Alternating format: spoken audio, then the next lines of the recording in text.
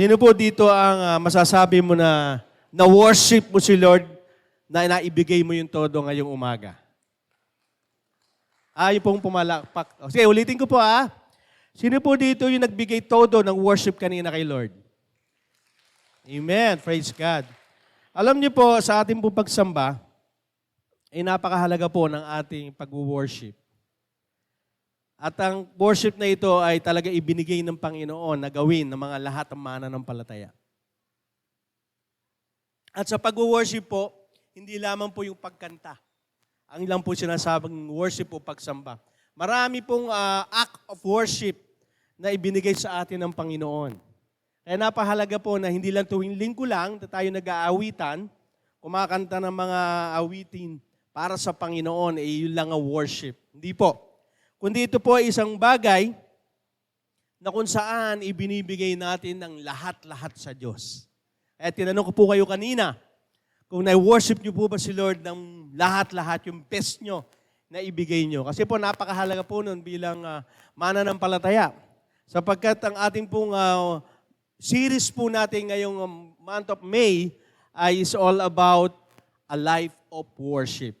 Isang buhay na pagsamba. Yung pagsamba po, ito po yung pagsamba na kung saan hindi 50-50. Hindi yung paglinggo lang o kaya dito lang, pag-uwi sa bahay, wala na. Kasi po, sinasabi po, ang pagsamba po ay, sabi nga po sa, I think sa ano po yun, ano man ang gawin nyo, uminom man kayo o kumain, gawin nyo ito na ikaluwalhati ng pangalan ng Diyos. Ang uminom at kumain. Sino po umiinom at kumakain araw-araw? Di ba basic yon? Ibig sabihin, every day dapat tayong sumasamba. Niluluwalhati natin ang pangalan niya. Kaya kahit tayo araw-araw din tayo naghuhugas ng pinggan, di po ba? Dapat habang naghuhugas ka ng pinggan, maganda yung paghuhugas mo ng pinggan. I praise God, naghuhugas ako. Dapat ganun po. Hindi yung ako na naman ang naghuhugas, ako na ang nagluto, ako pa yung maghuhugas ng pinggan. And everything you do, do it for the glory of God. Kung kumakain ka man, di ba, nagpe-pray tayo, kahit ang pagkain mo, ang ulam mo hindi ganun kasarap, pinupuri mo siya, thank God, may pagkain kami. Kapag ikay naglalaba, nagluluto, o anumang bagay na ginagawa, sabi nga ng Panginoon, gamitin mo ito bilang pagsamba sa Panginoon. Kaya dito nakikita natin, hindi po ito tuwing Sunday lang, tayo nag-aawitan. Kundi ang tunay na pagsamba, buhay. Kaya buhay, isang buhay na pagsamba. Tignan mo yung katabi mo. Buhay yan. Mukha lang buhay. Buhay po yan. Ano? Ibig sabihin, yung buhay mo, gawin natin pagsamba. Ito po makikita natin sa ating series verse, sa Roma 12:1. Mababasa po natin. Kaya nga mga kapatid, nakikiusap ako sa inyo alang-alang sa maraming pagkakataong kinawaan tayo ng Diyos, ibigay ninyo sa Kanya ang inyong sarili bilang mga handog na buhay. Banal at kalugod-lugod sa Kanya, ito ang tunay na pagsamba sa Kanya. Alam niyo po, pagbabasahin niyo po ang lumang tipan, ang pagsamba po nila, nag-o-offer po sila ng mga hayop, baka, kambing, tupa, saka bird, yung kalapati. At sinasabi po doon, hindi po kayo pwede magbigay na may mga depekto o defect. Kaya yung sampaa, pilay, bawal po yon. Yung pinakamainam, yung pinakamaganda, yun lang po pwede nyo i-offer kay Lord. Yun po yung nakalulugod sa Kanya. At nung pumasok po ang bagong tipan, sino po naging living sacrifice? Ang ating Panginoong Jesus. As sinabi nga sa Bible, minsan ko nang i-offer ang aking katawan, ang aking buhay, at hindi ko na muling uulitin yon. Ano po pagkakaiba? Ang pagkakaiba po kasi, si Christ po hindi na inulit. Nung panahon po kasi nung nakaraang lumang tipan, lagi silang offer ng offer. Burn sacrifice, pagsasamba mag-o-offer. At paulit-ulit lang. Ang Panginoon po, perpekto din po, walang depekto. Naniniwala kayo na si Jesus ay perpekto? Yung po in-offer ng Diyos Ama, perfect sacrifice. Ang tanong naman po kasi sa atin ngayon, bilang mananampalataya, ano po ang i-offer ninyo bilang pagsamba sa Diyos? Ito po ang sinasabi dito sa Roma 12:1. Ibigay ninyo sa Kanya ang inyong sarili bilang handog na buhay. Hindi naman mo kailangan na mamatay ang tao kaya makapagsasamba. Ibig sabihin po ito, yung bago, binagong buhay, yun ang pagsamba po. Kasi maraming mananampalataya, katulad ng mensahe last week, suot pa rin yung dating pagkatao. Wala pa rin yung bagong buhay na meron ka. Kaya hirap na hirap kang sumamba sa Panginoon dahil ang pagsamba mo hindi kalulugdan ng Diyos. Alam niyo po ba sa lumang tipan, kapag ikay sumamba noon at nalaman na ikay may kagalit, 3 bundok yung nilalakad nila bago pumunta doon sa sambahan nila, sa mataas pa, sasabihin sa iyo ng pare, ay umuwi ka muna, makipagbati ka muna doon sa iyong mga kaaway at saka ka sumamba, mag-offer. Kasi hindi po tatanggapin ni Lord John. Hindi magiging mabangong samyo sa kanyang harapan yon. At ganun din po sa atin, habang tayo po yung mga mananampalataya, ang gusto po ng Panginoon ay ibigay natin ang buhay natin bilang isang handog na buhay. Buhay na binago niya. Sino po mga binago dito ng Diyos? Yung iba, hindi ba? Bakit po mahalaga yun? Kaya napakaganda ng pagsamba mo eh. Bakit? Kasi ino-offer mo yung sarili mo as a living sacrifice. Buhay na patotoo ka. Banal. Hindi po sinasabi dito, pag banal ka, ikaw po iperpekto. No. Ang kabanalan po sinasabi dito, you are sanctified with the Lord. Ikaw itinabi para sa Panginoon. Ibig sabihin po no, lahat ng maka-Diyos, lahat ng nais ng Diyos, yun po ang ginagawa mo. Kaya itinabi ka para sa Diyos. Mula ka sa kadiliman, patungo doon sa kaliwanagan. Kaya pag tayo po sinabi, mananampalataya, pag sinabi pong proseso ng born again, wala na po tayo sa kadiliman, inilipat na po tayo sa kapamahalaan ng ating Panginoon. Yun po ang gustong handog bilang pagbibigay po natin ng pagsamba sa Panginoon. Nagbigay ng pagsamba si Jesucristo sa pagsunod sa ating Diyos Ama at sa ay po bilang mananampalataya, ang gusto po niya ang isang buhay na may pagsamba. Ito po ang sinasabi, kalugod-lugod sa Kanya, ito ang tunay na pagsamba. Kaya po kanina, tinanong kayo, yung po bang pagsamba ninyo, nakalulugod sa Panginoon. Kasi po marami po sumasamba, sad to say, kahit nagwo-worship iba sa iba ang pag-iisip. Di ba? Minsan kumataas ka pa, hindi ko sinasabi, pero yun ang katotohanan. Malayo ang isipan mo habang sumasamba ka sa Panginoon. Ang pagsamba po dapat may pagbabago ng isip. Transformed by renewing your mind. Ito po sinasabi sa Roma 12:2. Huwag niyong tularan ang mga pag-uugali ng mga tao sa mundong ito. Hayaan ninyong baguhin kayo ng Diyos sa pamamagitan ng pagbabago ng iyong mga isip para malaman niyo ang kalooban ng Diyos kung ano mabuti, ganap at kalugod-lugod sa Kanyang paningin. Hanggat hindi po tayo nagbabago ng pag-iisip na dati natin pag-iisip ay makamundo, hindi mo mawo-worship si Lord. Hindi mo mabibigyan ng isang buhay na pagsamba ang ating Panginoon. Bakit po? Katulad ng pagpunta po natin every Sunday. Kung hindi ka nagbago ng isip noon, pag mayroon lang akong gustong pumuntahan o may hihilingin lang ako kay Lord, tsaka ako magsisimba. Pero nung ikay binago ng pag-iisip ng Panginoon, nagbago ng isip, pumasok sa puso mo, pumunta doon sa action. Daan, sumasamba ka na. Dati, sa mga nanay lang yan, pagsamba sa mga tatay, hindi yan. Marami kaming ginagawa. Iba po ba? Pero hindi kasi, nabago ang yung pag-iisip mo. Yung pag-iisip na yan, katulad ng pag-iisip ng ating Panginoong Jesus. Christ-likeness. Yung mga bagay na makalangit, doon ka na nakatuon. Yung mga bagay, doon ka na nakatuon kay Jesus. Kaya nga nabago ang ating pag-iisip. Kaya once na hindi na pa nababago ang iyong pag-iisip patungkol po sa mga bagay na makalangit at kay Jesus, ang hirap-hirap mong sumamba.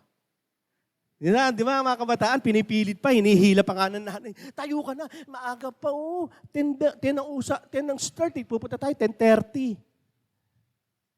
Pero pag binago ang pag-iisip mo, excited ka kay Lord. Bakit? Si Lord kasi ang bibigyan mo ng pagsamba. Si Lord ka nakatingin hindi sa mga tao dito nakapaligid. Kasi madidisappoint ka lang pag tumingin ka. Maging sa akin, madidisappoint kayo. Bakit? Nagkakamali din ako. Kaya nga pag tayo sumasamba, dapat tayo nakatuon sa ating Panginoon. Bakit? Ito kasi ang magpapalaya sa atin. Worship sets you free. Naniniwala kayo sa pagsamba mo, mapapalaya ka sa lahat ng aspeto ng iyong buhay? Amen. Yan po ang mensahe po ng ating Panginoon ngayong umaga.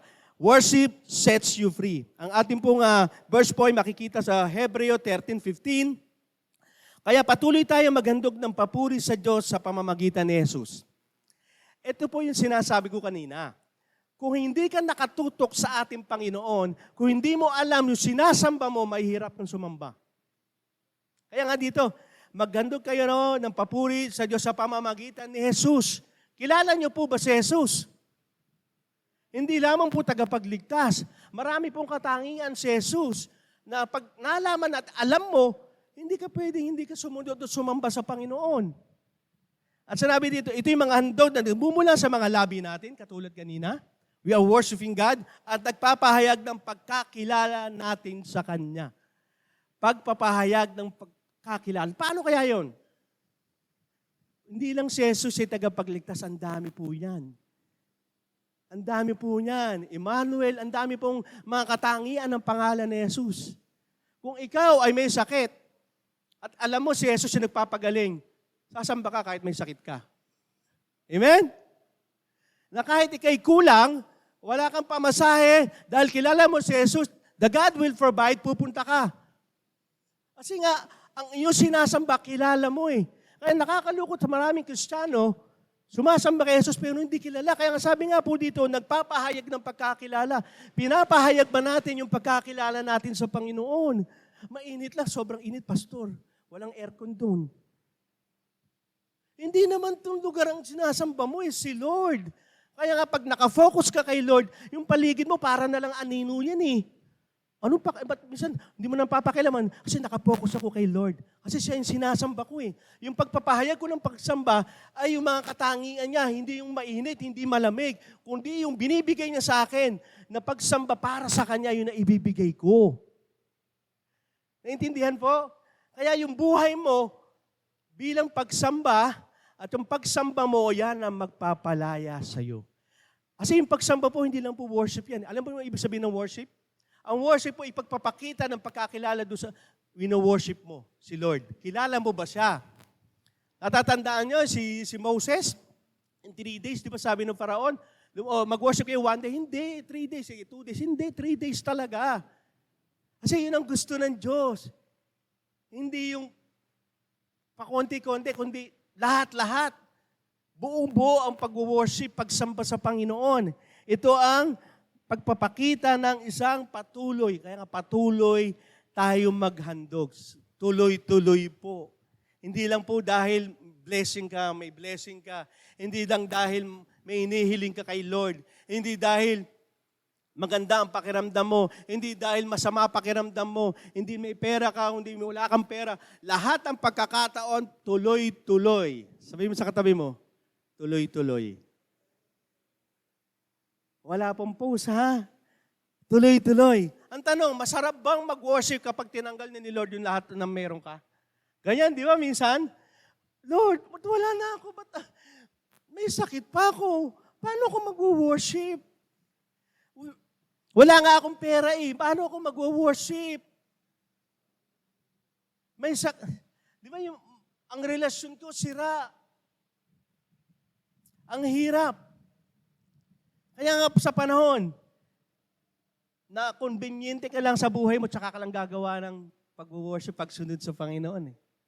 Hindi po doon ipinapakita, sabi nga dito, patuloy tayong magbigay ng papuri sa lahat ng oras. Bakit? Kasi kilala mo si Lord. Ano po sinabi dito sa Hebreo 13:8? Si Kristo Jesus ay hindi nagbabago. Kung ano siya noon, ganun din siya ngayon at magpakailanman. Kung si Jesus ay noon ay nagpapagaling, siya pa rin nagpapagaling ngayon. Kung si Jesus kayo papalaya sa masamang espiritu, siya pa rin noon. Kung siya yun na nagbibigay ng pagpapala, financially, lahat, magbubuo ng relasyon, siya pa rin yun, hindi nagbabago. Ibig sabihin, yung Diyos na sinasamba mo ay hindi nagbabago. Kaya ibibigay mo talaga yung buong buo kasi nga, bakit? Hindi nga siya nagbabago eh. He is the Alpha and Omega. Kaya maintindihan natin kung siya ang Diyos na hindi nagbabago, bakit nangyayari yung mga bagay na kung sino pa yung mga Diba, ang mga mananampalataya, bakit kaya hindi makapag-worship, lalo pag nakatingin sa makapaligid? Kung sino pa yung mga hindi sumasamba, sino pa yung hindi naglilingkod, sino pa yung mga walang Diyos, sila pa yung pinagpapala. Minsan nasabi niyo yun. Pag tumingin sa paligid, sila yung mga sasama ng ugali, pero parang sila yung angat pa.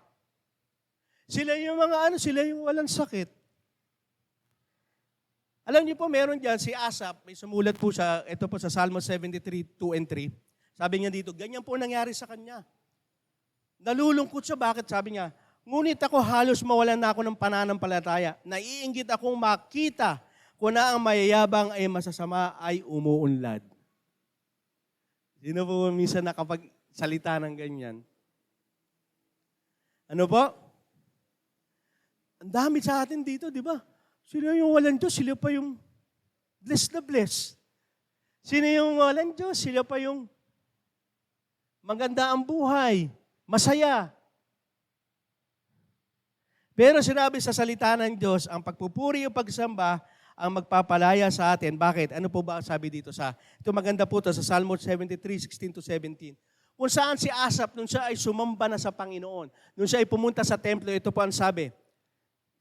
Kaya sinikap kong unawain ang mga bagay na ito. Ngunit napakahirap. Kaya maganda po pag tayo sumasamba sa Panginoon. Yung mga bagay na hindi mo naintindihan, ipauunawa sa iyo ng Diyos. Ako po, ganyan po ako dati. Sabi ko, Lord, naglilingkod na ako sa'yo, ba't parang malungkot pa rin ako? Sino ganyan? Lalo yung mga tatay na dati may mga history na masaya sa bisyo. Ba't ganun? Hindi pa rin ako maraming, alam niyo na, pera, ba't ganun? Pero nung naunawaan ko, at ako'y naglingkod sa Panginoon at naunawaan yung karunungan niya, lalo ko naintindihan yung mga bagay na mahirap intindihin. Tignan niyo, di ba? Ang hirap intindihin. Sila pa yung mga nape-bless, sila pa hindi nga sumusunod. Pero ito sabi ni Asaph pero nang pumunta ako sa inyong templo, nung ako'y sumamba, nung ako'y nag-church, nung ako'y lumapit sa iyo, Panginoon, doon ko naunawaan ang kahihinatnan ng masama. Ano sinasabi sa atin ng Panginoon?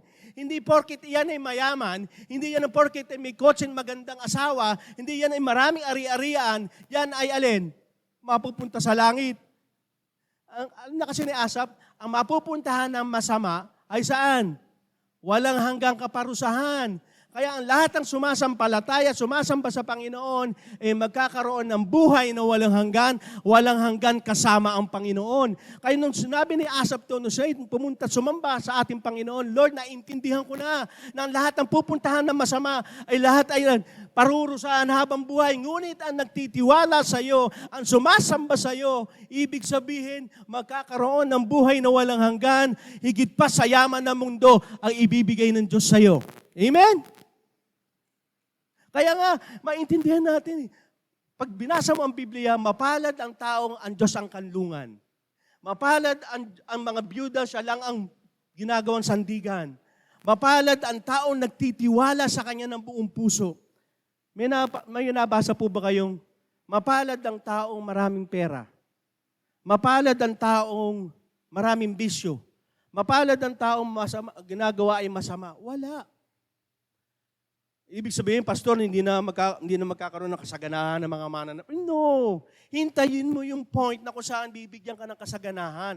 Hintayin mo yung pagpapala sa iyo ng Panginoon. Hintayin mo kung saan magbibigay ito ng kalakasan ng pagsamba mo. At ito po sabi sa Psalm 73:26, manghina man ang aking katawan at isipan, kayo o Diyos ang aking kalakasan. Alam niyo po sa maraming mga masasama yung gumagawa ng masama, kinukuha nila ang kalakasan nila sa kanilang pera. Saan? Sa bisyo. Kaya nangyayari, kamatayan. Ang lahat ng sumasampalataya sa Panginoon, manghihina pero lalakas sa pamamagitan ng kapangyarihan ng Diyos. Amen? Sabi nga dito, kayo lang ang kailangan ko magpakailanman. Kasi lahat naman tayo mamamatay. Sino ba dito hindi mamamatay? Kakalungkutan, diba? Nababalitaan ngayon, mga artista. Mga namamatay, biglaan. Kasi yun po ang katotohanan, na lahat po ito ay mamamatay at ang ang pag-asa lang natin ay ang ating Panginoon. Kaya pag tayo, ang buhay natin ay isang pagsamba, napakagandang pong maging araw-araw po natin ito ginagawa. Hindi lang po every Sunday, hindi lang may nakakakita na, si sister, gagawa ko ng mabuti. No. Kahit wala. Kaya nga, kumain ka man o uminom, gawin mo ito para sa ikaluluwalhati ng pangalan ng Diyos. Kaya wala po sinasabi na kung anong panahon, kundi araw-araw, tuloy-tuloy. At isang paraan po ng pagsamba ay ang pagsunod. Ito po ang napakagandang pagsamba sa Panginoon, yung pagsunod. Kung saan, nasabi ko nga po sa iyo kanina pa, hindi lang po yung pag-awit natin ng isang worship, kundi ang pinaka-worship na kinalulugdan ng Diyos, yung pagsunod. Pag-usapan po natin yung mensahe po ng Panginoon patungkol po kay Pablo at Silas. Kung saan si Pablo at Silas ay nagpapahayag ng salita ng Diyos. Para tayo mananampalataya. At may pagkakataon po na sila po ay nanaghinip o nagkaroon ng vision si Paul, ay dapat pupunta sila ng Roma pero may panaginip. Ito po yung sinasabi dito. Unang-una, ang pagsamba ay magpapalaya sa iyo kung lagi mo susundin ng Diyos. Sabi sa Gawa 16:9-10. Nang gabing iyon, ipinakita ng Diyos kay Pablo ang isang pangitain. Ito po sabi ko kanina, pupunta siya na sa Roma pero binigyan ng pangitain si Pablo. Sabi po dito, nakita niya isang taga-Macedonia na nakatayo at mamakaawa sa kanya. Sinabi ng tao, tumawid ka rito sa Macedonia at tulungan kami. Pagkatapos makita ni Pablo ang pangitang iyon, gumayak agad. Sabihin, sumunod agad. Okay? Nakita niyo dito, wala namang masama sa pupuntahan ni Pablo tsaka ni Silas Kasi nga magsishare din sila ng gospel dun Pero dahil ang pagsamba sa Panginoon ay pagsunod, hindi sa sarili nila. Nakita niyo po? Kundi kung ano ang pinagagawa ng Diyos. Kaya gumayak agad kami pumunta sa Macedonia dahil nararamdaman namin pinapupunta kami roon ng Diyos para mangaral ng magandang balita sa mga taga roon. Si Paul at Silas sumunod agad sa Diyos. Alam niyo po, sumusunod tayo pag gusto natin lang. Pag convenient tayo, hindi na ano yung comfort zone natin. Tama? Pag mainit, huwag mo papuntahin, mainit dyan. Dito tayo sa lilim. Pag yung mga bagay na parang hindi ka mahihirapan, doon tayo. Pero sa mga bagay na mahirap, Lord, baka may iba naman. Di ba? Lalo na sa mga kabataan, di ba?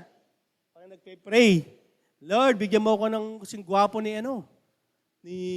sino gusto yung halimbawa lang, si Alden. Di ba? Yung kahawig ni Alden.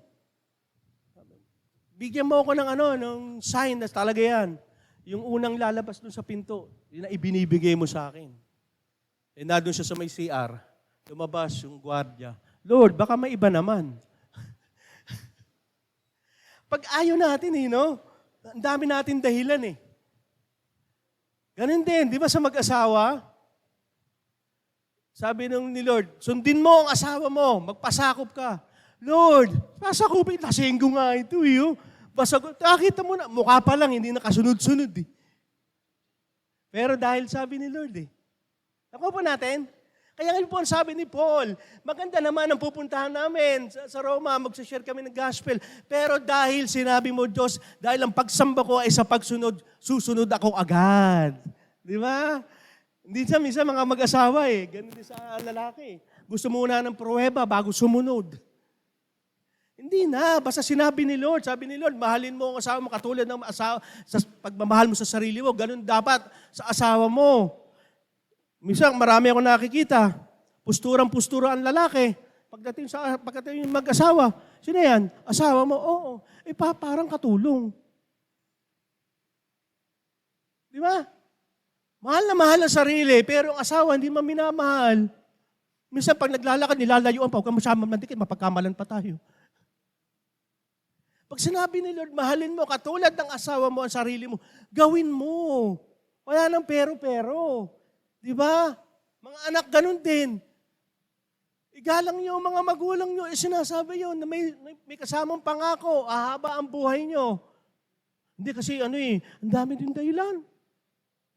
Kung ano ang sinasabi ng Diyos, sunod tayo. Bakit? Sa pagsunod, magiging daan para maging pagpapala sa iba. Ito ang kagandahan pag sumusunod ka sa Diyos, hindi siya makasarili. Pag tayo sumusunod sa sarili natin, sino nasisiyahan lang? Tayo lang. Sarili lang natin. Ito po sa Gawa 16:14-15. Isa sa mga nakikinig sa amin ay si Lydia, na taga Thyatira. Siya ay isang negosyante ng mga mamahaling telang kulay ube.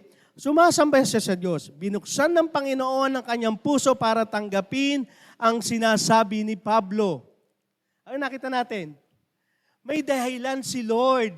Hindi ka papupuntahin at doon sabi mo mahirap nang walang dahilan. Hindi ka pagagawin yan ni Lord nang walang dahilan. Gagawin yan ni Lord upang lalong madakila at masamba ang pangalan niya. Yan po ang katotohanan. Hindi para makilala si Pablo, kundi sabi nga dito, upang tanggapin ang sinasabi ni Pablo. Ano pa ba sinasabi ni Pablo? Si Jesus ang tagapagligtas, the Messiah. Kaya po, dito nyo makikita kung ang isang gawa ng tao ay hindi galing sa Diyos, kung ang sarili niya pinapupurihan. Dito bakit? Sinasamba niya si Jesus bilang pagsamba, sumusunod siya. Kaya ang pinakikilala niya ay si Jesus. Nagpabautismo siya at ang kanyang pamilya. Hindi lang hindi lang isa. Hindi lang si Lydia, buong pamilya niya. Nakukuha niyo po? Madalas tayo ganyan Pagkatapos sinabi niya, kung naniniwala kayo na ako ay isa na tunay, mananampalataya sa Panginoon, doon na kayo tumuloy sa aking bahay at nakumbinsin niyang kaming tumuloy sa bahay niya. Nakita niyo, nabago agad ang buhay Pinatuloy agad sino? Sila Pablo tsaka si Silas. May pag-ibig ka agad Alam niyo po, ang mga taong nakatanggap kay Jesus, may pag-ibig po yan. May pakialam na po sa iba yan. At yun po ang nagiging dahilan kung bakit pag tayo sumasamba na may pagsunod, I tell you, nasa paligid nyo mabe-bless. Opo, totoo po yan. Sino po dito makapagsasabi nung ikibinago ng Diyos lahat na nasa paligid mo, nababago na sa pamilya mo? Tama? Sino po dito yung buong pamilya niya nandito na? Pakitaas po ang kamay. Buong pamilya mo, nandito na. Oh, praise God, di ba? Ibig sabihin po noon, may nakita po sa inyo na pagbabago, na pagsunod sa Diyos Kaya po yung paligid mo, nadamay, nanampalataya. Kaya sa pagsunod ng isa, nadamay ang buong pamilya. Praise God. Kaya hindi sayang yung pananampalataya. Kahit ikaw ngayon, isang pananampalataya, nag-iisa ka sa pamilya mo, huwag kang mag-alala. Darating ang panahon, gagamitin ka na ng Panginoon at ang kapangyarihan. Sabi nga dito, sa iyong kahinaan ay magiging kalakasan sa pagsunod natin sa Diyos.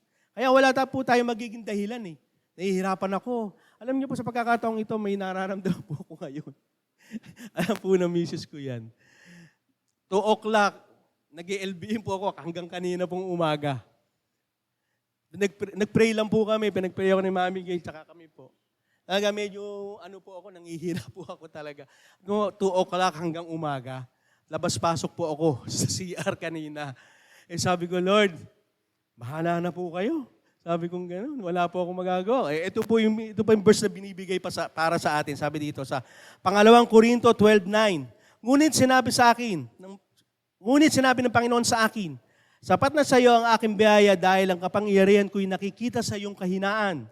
At buong galak kong pinagmamalaki ang aking kahinaan.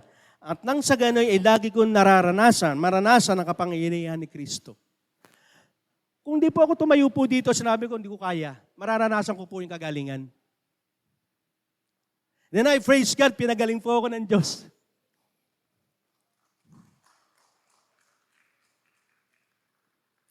Yun yung pagsunod. Yung, Lord, hindi mo na kailangan. Pakita mo muna, Lord, tsaka ako susunod.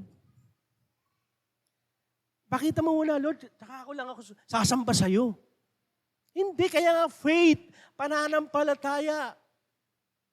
Hindi mo na kailangan ng pruweba, kundi manampalataya ka. Sumunod ka sa Panginoon. At marami dito, ayaw mag-church, ayaw sa atin, sa fellowship, dahil maraming problema. Pero nung pumasok po dito, paglabas nakangiti na. Bakit? Kasi yung kapangyarihan ng Diyos, alam po yan. Buhay ang Diyos, alam ng Diyos kung ano ang meron ka sa buhay mo. Ang tanong, ibinibigay mo ba bilang pagsamba sa Diyos? Kasi madalas tayo ganun Lord, naintindihan naman ni Lord yan si Lord, naintindihan mo? Kasi nga hindi natin alam yung kanyang yung kanyang katangian eh. Kung alam mo yung katangian na may kapangyarihan siyang palayain ka, kapangyarihan na pagalingin ka, sasamba ka. Sasamba ka, hindi pwedeng hindi. Kasi nga kilala mo siya eh. Sa pagsunod sa Diyos, magdadala ng pagkalaya. Ito po sa Gawa 16, 16 and 18. Isang araw habang papunta kami sa lugar na pinagtitipunan para manalangin, sinalubong kami ng isang dalagitang alipin. Ang dalagitang iyon ay sinasaniban ng masamang espiritu na nagbibigay sa kanya ng kakayahang manghula.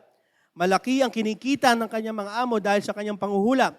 Araw-araw iyon, ginagawa niya hanggang sa nainis si Pablo. Kaya hinarap niya ang babae at sinabi sa masamang espiritu na nasa kanya, sa pangalan ni Jesucristo, inuutusan kita lumabas sa kanya. At agad naman lumabas ang masamang espiritu. Ito po yung babaeng dalagita po ito. Maganda naman po sinasabi kila Paul and Silas. Ang sabi po, ito ang tunay na alagad ng Diyos. Sinisigaw lagi. Ang problema, araw-araw. Kung nasaan sila Pablo at Silas, sunod na ng sunod. Sino ba hindi maiirita nun? Di ba? Sigaw pa ng sigaw. Ito ang alagad ng tunay na Diyos. Ito. Ang problema, sumisigaw. Kung saan magpunta sila Pablo at Silas, ganun ang ginagawa. Kaya nga sabi doon, nainis si Pablo. Sino pa namang hindi maiinis? Di ba? Araw-araw, kasabi mo, sinisigawan ka. Sasabi mo, ano ako, bingi? Ganun po. Kaya ang nangyari, dahil alam niya may masamang espiritu kasi panghuhula at pinagkakakitaan ng mga kalalakihan, pinalayas ni Paul yun sa pangalan ni Jesus. Ano po sinasabi po sa atin dito? Na sa ating pagsunod sa Diyos, marami po ang mapapalaya. Lalong-lalo na po ang ating sarili. Ako po, masasabi ko po yan, kung di po ako sumunod sa Diyos, hindi po ako mapapalaya sa marami pong masasamang gawain ko. Kasi po yun po ang magbibigay sa atin ng pagkalaya. Yung malaman natin na sumusunod tayo sa pinagagawa ng Diyos. Halimbawa na lang po sa akin, ang church po, boring. Sa akin po yan noon. Bakit? May video okay ba dito? May kanta ba dito ng My Way? May kanta ba rito ng mga, alam nyo na, yung mga kakilala po, Joby? Kapanahon ako po yun eh. Hindi, di ba? Pero nung ako'y sumunod sa Panginoon, yung inaawit ko ang papuri sa iyo, masigit pala akong masaya kaysa sa mga awitin ng mundo. Amen? Sino po yung gano'n, di ba? Yung mga awitin ng mundo parang nagbibigay sa atin ng kasiyahan. Pero nung ikay sumunod sa Diyos, sasabihin mo, Lord, mas masaya palang kumakanta ng papuri para sa iyo. Amen? Para hindi kayo sumunod. Di ba? Sino po kaya nga dito, dapat pag kayo nagpupuri sa Diyos, masaya tayo.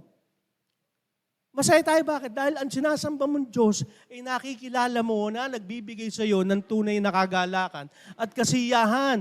Kung umiiyak ka man habang nagpupuri, tears of joy yon. Di ba? Hindi yung pwede mong magpuri ka habang nananalang katulad ni Hana. Dahil si Hana, yan po yung nanay ni Samuel. Dahil baog siya, hindi siya may bigyan ng anak, umiiyak siya ng humihingi ng tulong. Pwede po yun. Pagkamalan pa nga na lasing siya nun eh. Pero hindi, pag tayo sumasamba sa Panginoon na alam mo yung katangian niya, makakalapit ka, masaya ka. Ibig sabihin, talagang joyful ka habang nagpupuri. Eh, problema natin, masaya na yung kanta eh. Ano yung kanta natin kanina? Kelly, yung unang-una. This is our time. This is our time.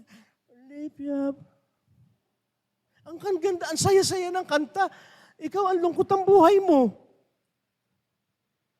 Kasi pag sumusunod ka sa Panginoon, alam mo siya kung sino siya, kakanta ka ng masaya para sa Kanya. Alam niyo po ba yon? Kakanta ka, aawit ka ng masaya para sa Kanya. Bakit? Malalaman natin ang kanyang mga gawin o mga bagay na kaya nating gawin. Alam niyo po ba, ito sa rin sa nalilimutan ng mga mananampalataya. Parang pag siya biniligtas ni Lord, hanggang doon na lang. Alam niyo po ba may kapangyarihan kayo? Sabi mo sa tabi mo, may kapangyarihan po kayo.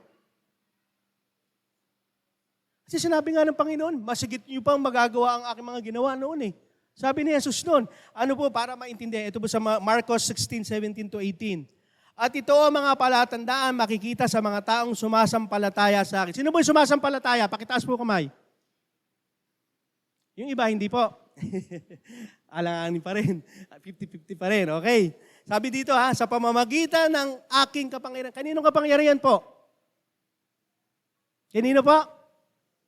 Sa ating Panginoon. Kaya nga sinasabi nga po sa atin, wala sa kakayahan mo o galing mo, kaya ikaw gagamitin ni Lord, kundi sa kapangyarihan ng Diyos. Sabi dito, magpapalaya sila ng masasamang espiritu, magsasalita sila ng ibang wika, kung dumampot man sila ng ahas o makainom ng anuman lason, na hindi sila mapapahamak, at gagaling ang may mga sakit at papatungan na kanilang mga kamay. Nakita niyo po yung kapangyarihan na galing sa Panginoon na lahat ng sumasampalataya sa Kanya. Gagaling ang may sakit pag pinag-pray mo. Mga bagay na pagkalaya, may masamang espiritu na alam mo na hindi yan ang anak mo. Ipag-pray mo dahil may kapangyarihan ka. Tayo hindi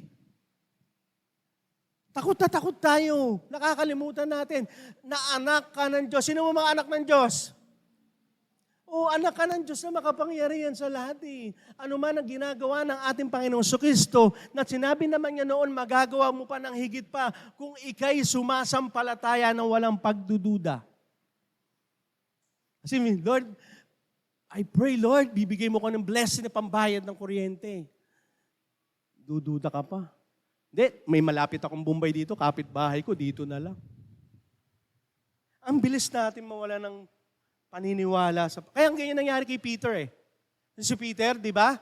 Yung sabi ni Lord, maglakad ka sa tubig. Naglakad na, nung dumating na yung alon, tsaka hangin, nawala yung tutok niya kay Lord. Lumubog siya Lumubog siya. Bakit? Nakatutok siya doon sa mga problema Nakatutok siya sa mga alalahanin. Nakatutok siya doon sa takot sa buhay niya. Hindi siya nakatutok doon sa Panginoon upang sumunod. Sabi nga ni Lord, sumunod ka, maglakad ka. Hindi. Ang laki kasi ng problema ko, Pastor. Walang makakalutas. Ang gulo ng pamilya ko, walang makakaayos nito. Walang makakapagpagaling kasi stage 4 na yung cancer Pero sabi ng Panginoon, walang imposible sa akin sa lahat ng sumasampalataya at sumusunod sa akin bilang pagsamba. Amen? Naniniwala po kayo na may kapangyarihan ng Diyos para gamitin nyo. Kinakalimutan nyo lang. Di ba? Okay po yung uminom ng gamot. Katulad nangyari po sa akin. Nag-pray ako pero uminom din po ako ng gamot. Hindi po ba? Ginagamit din po kasi ni Lord yung gamot. Hindi lang porket, mananampalataya ako. May gamot naman Mananampalataya ako, basta pagagalin ako ni Lord. Simple lang naman ang sakit mo. Yung nga lang, minsan sipon, tsaka ubo lang. May gamot, ipag-pray mo yung gamot para gamitin ni Lord. Wala pong imposible yun.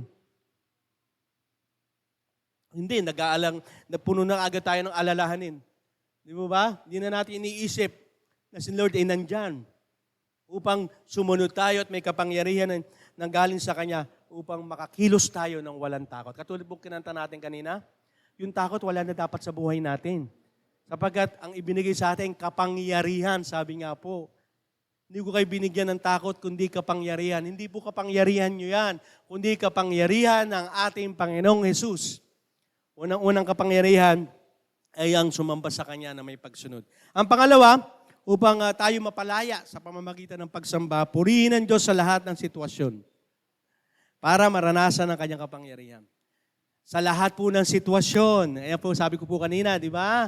Hindi lamang po masaya kayo dahil may blessing. Hindi lamang kayo napagaling ni Lord. Hindi dahil tumaas ang grade nyo, nakapasa kayo doon sa exam, nakapasa kayo sa board exam, saka lang kayo magpupuri. Hindi po. Sa lahat ng sitwasyon, sabi mo sa katabi mo, sa lahat ng sitwasyon, purihin mo siya. Ibig sabihin, kaya nga nagtataka ako dito Hindi nila ma-perfect mag-church. Bakit? Kasi kung alam mo na wala ka maidadahilan at lahat ng sitwasyon dapat ka magpuri sa Panginoon, may pagkakataon ba? Yan nakakalungkot. Sad to say. Pero yun po ang katotohanan. Na dapat sa lahat ng sitwasyon, magpupuri tayo. Sabi po sa Gawa 16:25-26, nang maghahating gabi na, ito na po, nananalangin sina Pablo at Silas umaawit ng pupo. Ito po yung hinuli na sila. Pinersecute na po sila dahil sa kanilang pagpapahayag ng salita ng Diyos sa mabuting balita. Nakikinig naman sa kanila mga ibang bilanggo, walang ano-ano biglang lumindol na malakas. At nayanig ang bilangguan, nabuksan na lahat ng pintuan ng bilangguan at natanggal ang mga kadena ng lahat ng bilanggo. Grabe, no? Minsan kung kayo si Paul at Silas, ano po mararamdaman nyo? Lord naman, sumunod na nga kami sa inyo, ipakukulong mo pa kami. Di ba? Ganyan tayo. Nagsisimba naman ako, Lord eh. Bakit gipit na gipit ako ngayon? Nagsisimba naman ako, Lord. Sumusunod naman ako sa iyo, Lord. Bakit ganito buhay ko? Si Paul and Silas, hindi po sinabi yan. Nung sumunod sila, kaakibat nila yung paghihirap at pagtitiis. Alam nila na sila ililigtas ng Diyos. Alam nila na sa sitwasyon na meron sila, ang pagpupuri sa Diyos ay hindi magigihan lang upang maranasan nila ang kapangyarihan ng Diyos. Amen? Kaya anumang problema mo ngayon, ibigay mo kay Lord para maranasan mo kapangyarihan ng Diyos. Kaya kanina, habang may problema ka, dapat masaya ka nagpupuri sa Panginoon. Bakit? Alam mo, tutulungan ka ng Diyos. Kung ikaw may mga problema ka sa karamdaman, lalo kang magpuri sa Panginoon dahil alam mo, pagagalingin ka ng Panginoon sa tamang oras. Amen? Huwag kang magmadali. Kaya nga dito sila Paul, nung umawit, sabi ito, umawit siya. Umawit sila. Ang panahon yung kadena, kamay at paa. At hindi po yung panahon ngayon, maganda pa yung mga kulungan ngayon, may ilaw doon, madilim, nasa ilalim pa po sila noon. Kumbaga, maraming lamok, baka may mga daga pa. Matutuwa kayo? Lord, paano Lord? Ito ba kapalit ang paglilingkod ko? Ito ba kapalit ang pagsunod ko sa inyo? Pero bakit? Kasi hindi mo mararanasan ang kapangyarihan ng Diyos pag wala ka sa sitwasyon na si Lord lang ang hahanapin mo. Kaya nga si Lord, laging gusto niya, sumbahin mo ko. Lumapit ka lagi sa akin. Bakit? Kasi pag lumayo ka, anak, hindi mo masusumpungan ng kaligtasan para sa nagmumula sa akin. At ganun po ang nangyari po kila Paul at Silas. Kasi alam nila na sila ay ililigtas ng Diyos. Kaya magpupuri ako sa Panginoon. Kasi umaga, tested nila si Lord eh. Alam mo, pag tested mo na si Lord, yung talagang alam mong kumikilos lagi sa buhay mo ang kapangyarihan niya, hindi ka na magdududa. Kahit sa panahon na ikahirap na hirap, Lord, hindi yung yaman na yan na magbibigay sa akin ng pagngiti ko. Lord, makita ko lang, makaranasan ko ang presensya mo, galak na ako. Amen? Ganon ang mga taong sumasamba sa Panginoon at sumusunod. Sabi nga po dito sa Psalm 61, 2 and 3, mula sa dulo ng mundo, tumatawag ako sa inyo dahil nawalan ako ng pag-asa. Paano sila Paul? Saka Silas, no? Dalhin niyo ako sa lugar na ligtas na panganib, dahil kayo ang aking kanlungan, tulad ng isang toring matibay na pananggalang laban sa kaaway. Lahat po ng kadena ito, physical na kadena to natanggal. Pero sino makapagsasabi, ang daming kadena sa buhay mo ang pinutol ng Panginoon? Pakitaas mo kamay mo. Amen, di ba? Palakpakan natin ang Panginoon. Kasi ang dami naman nating kadena eh. Kadena sa bisyo, kadena sa pagkakautang, kadena sa maling relasyon, pagkagulo ng pamilya. Maraming kadena tayo sa buhay natin na hindi man talaga natin kayang putulin. Si Lord lang at ang kapangyarihan niya ang pwedeng magtanggal nito. Kaya ako sa buhay ko, lagi kong pinapatotoo po sa inyo yan. Kung ako po nakilala nyo na mas maaga, sabihin nyo, ayaw nyo ako makasama. Totoo po yan. Kaya po ako po binago ng Diyos, unang-unang natuwa nanay ko. Sabi niya, para daw siya nanalo sa loto. Grabe, no? Kasi marami mong tanikala sa atin, ayaw natin patanggal sa Diyos. Kaya minsan naman, ayaw natin magpurit, sumamba sa Diyos, kasi ayaw natin patanggal yung kadena. Di ba? Kadena sa kamay. Ano ba yun? Maaaring sa sugal o ano ba yan? Pornography yan. Hindi mo maitaas. Bakit may kadena eh? Di ba? Ang paa mo, bakit hindi magamit ni Lord yan? Kasi ginagamit mo sa mga bagay na paglakad na hindi maka-Diyos. May kadena pa rin. Ang isipan mo, saan? Isipan ng social media, mga marunuming, mga pornografiya. Kaya hindi mo maisip mga bagay na maka-Diyos. Bakit? May kadena ang isipan mo, ang puso mo matigas dahil sa paggawa ng kasalanan. Pero sabi ni Lord, walang kapangyarihan ko na hindi pwedeng putulin na anumang kadenang yan. Bakit? Sa pagpupuri, mararanasan ng iba ang kapangyarihan ng Diyos. Di ba? Si Paul and Silas, natanggalan ng kadena, pati yung mga kasama niya, naranasan nila ang kapangyarihan ng Diyos. At eto pa, sa Gawa 16:27-28, nagising ang gwardiya at nakita niyang bukas ang pintuan. Akala niya tumakas na ang mga bilanggo, kaya hinugot niya ang kanyang espada at magpapakamatay na sana. Pero sumigaw si Pablo, huwag kang magpakamatay, narito kami lahat. Alam mo ba yung panahon noon, ang pag-igaw po ay nagbabantay sa isang kulungan. At pag nakatakas yung mga nakakulong doon, magpakamatay ka na. Kasi papatayin ka rin. Kasi nga, di ba, pag binasa natin yung unang verse, di ba, yung verse ng Gawa 16:25-26, natanggal na lang bigla yung kadena. Nabukas pa yung pinto. Hindi lang kadena na nawala. Pati pinto, nakalock yun eh. Bumukas. Sa lahat po ng gwardiya, sino naka-establish na magbantay doon, papatayin po. Kaya nung hinugot na niya, magpapakamatay na eh. Sabi ni Pablo, huwag mong gawin yan. May pag-asa. Huwag mong gawin yan. May pag-asa. Narito kami para bigyan ka ng pag-asa. Hindi niyo po ba yung mga gwardiya dito, yung mga pamilya tumanggap din? Minsan po yung nangyayari natin pagsunod sa Panginoon, pagsamba natin sa pamamagitan ng pagsunod. Yung naranasan mong kapangyarihan, nakaka-attract po ng tao yan. Nagbibigay ng pag-asa, encouragement. Alam po, may isang kwento. Totoo po ito nangyari. Medyo tayo. May isang babae, magpapakamatay na. Totoo po nangyari ito. Papakamatay na. Depressed na siya, wala nang pag-asa. Sabi niya, bago ako magpakamatay, pasok muna ako sa church. Pasok siya sa church. Pumasok siya. At may nakausap siya. Na yung testimony, ganun din sa kanya. Alam mo, kasi ako, dati akong ganyan, papakamatay din mo, may mga laslas pa ako dito. Pero dahil nakilala kong Panginoon, may pag-asa. Iyak yung babae. Iyak siya. Iyak siya, sabi niya, may pag-asa pala ako. Dahil narinig niya yung testimony nung nandun. Umiyak siya, sabi niya, may pag-asa pala ako. Alam yung nangyari sa babae? Hindi nagpakamatay, tumanggap sa ating Panginoon. Amen?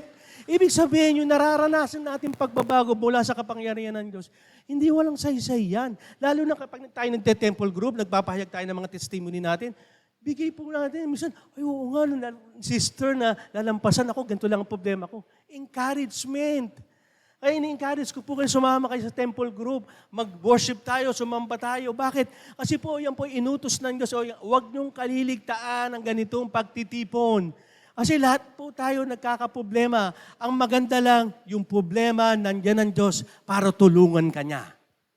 At ginagamit niya yung tao, yung mga lingkod niya. At ganun yung nangyari. Kay Paul at Silas, magpapakamatay na yung gwardiya. Huwag mong gawin niya, may pag-asa pa.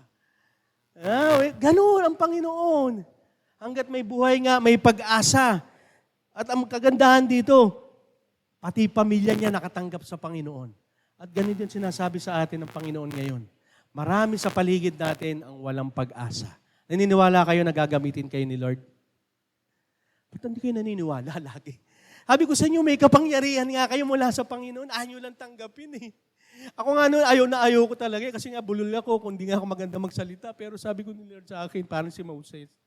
Hindi naman ikaw ang gagamitin mo, ang gagamitin ko para sa harapan. Kundi yung kapangyarihan ko't biyaya sa iyo. Ganun po yun. Sino ba ako sa harapan ninyo? Dati rin ako lasing kung maami kong bisyo. Baka yung naku, si ano yan ah? Bakit ngayon parang naintindihan nyo? Kasi nga yung aking patotoo sa pamamagitan ng pagsunod ko, hindi sa sarili ko, sa Panginoon, doon ko napatunayan na kayang gamitin ng Diyos sino ka man.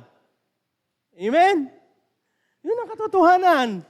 Kaya si Paul, di ba, mamamatay Kristiyano. O bakit ginamit ni Lord? Dahil yung kapangyarihan niya, dahil yung pagsunod niya, yun ang pagsamba niya sa Panginoon. Ito na po huli, sa pagpupuri sa lahat ng sitwasyon, makapagbibigay ng kalakasan. Ito po yung sabi ko po din kanina. Sabi sa Gawa 16:40, nang makalabas na sina Pablo at Silas na sa bilangguan, pumunta sila kaagad sa bahay ni Lydia. Nagpakita sila roon sa mga kapatid at pinalakas nila ang pananampalataya ng mga ito. Pagkatapos, umalis na sila. Yung nararanasan natin paghihirap, tsaka mga hindi maganda, ito, nakulong pa nga ito, hindi lang po isang beses nakukulong si Paul. Hinahagupit pa. Pero ano nangyari? Ito po yung nagbibigay pa ng kalakasan para sa iba. Nalaman nila na nakakadena si Paul at Silas, si Pablo at Silas, at nakalaya sa pamamagitan ng kapangyarihan ng Diyos, na patutuon nila sa mga mananampalataya kasama si Lydia. Na-encourage lalo sila eh. Kaya yung patutuo natin, napakahalaga po yan. Lalo na sa pagsunod natin sa Panginoon. Alam mo, brother, na ano ko yan eh. ganito buhay ko, pero ngayon, tinulungan ako ng Diyos. Kaya po, yan po ang isa sa mga dahilan ba't tayo nagfe-fellowship ng ganito eh. O bakit sabi, huwag niyong kaliligtaan ng pagtitipon. Kasi po, yun po ang pinaka-number one ng encouragement, magpalakasan kayo. Kasi alam po ng Diyos na hindi madali ang ating gawain dito sa mundong ito. At nagkakamali tayo. Pero nga sabi nga ng Diyos, dahil nandito tayo bilang mga kapatid sa mananampalataya, bilang bahagi ng katawan ng iglesia na ang puno ay si Jesucristo, ito po ang uses nun. Kaya nga mahalaga po na tayo nakatingin sa ating Panginoon. Kasi sa madaling pagkakataon, sa madalas na pagkakataon, pag tumingin ka sa tao, kasi hindi ko nagustuhan yan Basta lang ako. Kakalungkot po. Pag sa Diyos ka sumasamba, sumusunod, ano man ang nangyayari sa paligid mo, lalo sa church, sunod ka lang sa Diyos. Si Paul and Silas, ganyan. Kundi pwede naman si Silas, si Pablo Kundi naman tayo sumunod sa'yo, Pablo, sa pangitain mo, di sana nasa Roma tayo, hindi tayo nakakulong. Di ba? Kundi naman sana dapat sumunod ka, hindi sana maganda buhay natin, hindi tayo pinahihirapan ng ganito. Pero dahil nakatuon sila sa Panginoon, ang pagsamba nila ay saan? Sa Panginoon. Yung kanilang pagsamba sa pamamagitan ng pagsunod, yun ang nagpalaya sa kanila.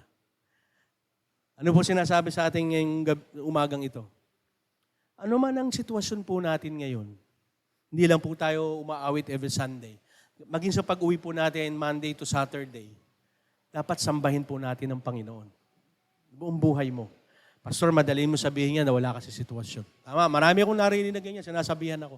Pastor, madali pong gawin mo yan dahil wala ka naman sa sitwasyon Pero sila Paul at Silas ba, di ba bilang isang patotoo na yon? Yung mga ginamit ng Panginoon doon, sila Daniel, napapatayin dahil sa pananampalataya. Ay nangyayari noon, yung mga kabataan iniwalan ng girlfriend, boyfriend na, mamamatay na raw Totoo, marami nagpapakamatay. Ay sabi ng isang pastor, ilang taong ka na buhay? Ilang taong ka na? 24 years. Old na po ako. Sabihin, 24 years ka na namubuhay. Yung lalaki, ilang taon mo nang kasama? 1 taon pa lang. But sasabihin mo, hindi ka mabubuhay, 1 taon pa lang mo pang kasama yan. And nabuhay ka na ng 24 years. Kasi nungaling nga nakaaway Sa mag-asawa rin, di ba? Hindi na ako makakatagal sa asawa ko dahil ganyan na ugali. Ganyan. Responsable. Pero sabi ng Panginoon, sambahin mo ako, wag ang asawa mo. Pag sinamba mo ako, alam mo pagagawa sa'yo ng Panginoon, mamahalin mo ang asawa mo ayon sa pagmamahal ng Diyos. Amen? Yun nga ang gusto ng Diyos, ipalakpakan natin ng Panginoon. Kaya nga sambahin mo sa pamamagitan ng pagsunod, hindi dahil sa gusto mo, dahil sa gusto ng Diyos. Amen? Let us pray. Bow your head and close your eyes. Ama namin Diyos, kami po ay nagpupuri sa iyo, Panginoon.